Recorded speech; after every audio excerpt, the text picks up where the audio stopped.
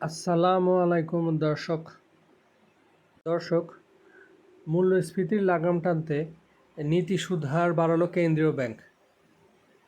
এতে বাড়বে আমানত ও ঋণের সুদ হারও। ঢাকা পোস্টের প্রতিবেদন। 24শে সেপ্টেম্বর বাংলাদেশ ব্যাংক এক বিজ্ঞপ্তিতে এই সিদ্ধান্তের কথা জানিয়েছে।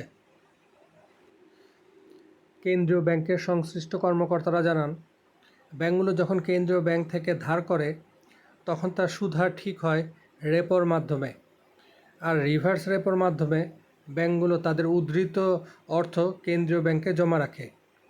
কেন্দ্রীয় ব্যাংক বাণিজ্যিক ব্যাংকগুলোকে যে সুদ হারে দীর্ঘমেয়াদী ঋণ দেয় তাকে বলে ব্যাংক রেট।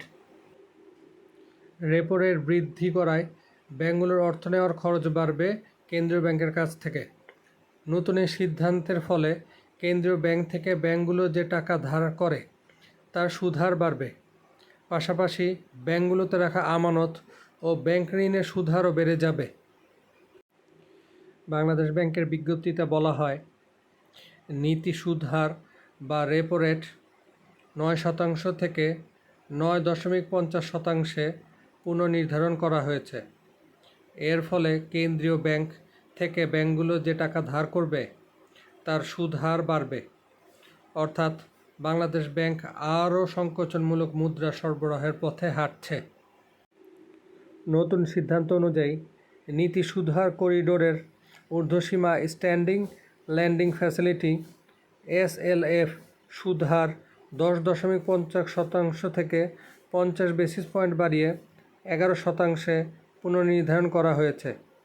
এছাড়া নীতি সুদ হার করিডোরের নিম্নসীমা স্ট্যান্ডিং ডিপোজিট ফ্যাসিলিটির SDF সুদ হার 7.5% থেকে বাড়িয়ে 8 বেসিস পয়েন্ট করা হয়েছে। এতে আরও বলা হয়, নীতি সুদ হার বাড়ানোর এ সিদ্ধান্ত 25শে সেপ্টেম্বর বুধবার থেকে কার্যকর হবে। মূল্যস্ফীতি নিয়ন্ত্রণ করতে মনিটারি পলিসি কমিটির পঞ্চম সভায় নীতি সুদ হার বাড়ানোর সিদ্ধান্ত নিয়েছে কেন্দ্রীয় ব্যাংক। গেল অর্থবছরে মূল্যস্ফীতি 7.5% মধ্যে রাখার লক্ষ্য ঠিক করেছিল সরকার, কিন্তু লক্ষ্যমাত্রার চেয়ে মূল্যস্ফীতি অনেক বেশি ছিল। পণ্যের দাম নিয়ন্ত্রণ রাখতে 2022 সালের মে মাস থেকে বেশ কয়েকবার সংকোচনমূলক নীতি অনুসরণ করছে বাংলাদেশ ব্যাংক এবং পলিসি রেট বাড়াচ্ছে। নীতি সুদ হার বাড়ানোর ফলে ব্যাংক ঋণের সুদ বেড়েছে এবং ঋণ নেওয়ার আগের চেয়ে ব্যয়বহুল হয়ে পড়েছে। সাথে থাকার জন্য ধন্যবাদ দর্শক।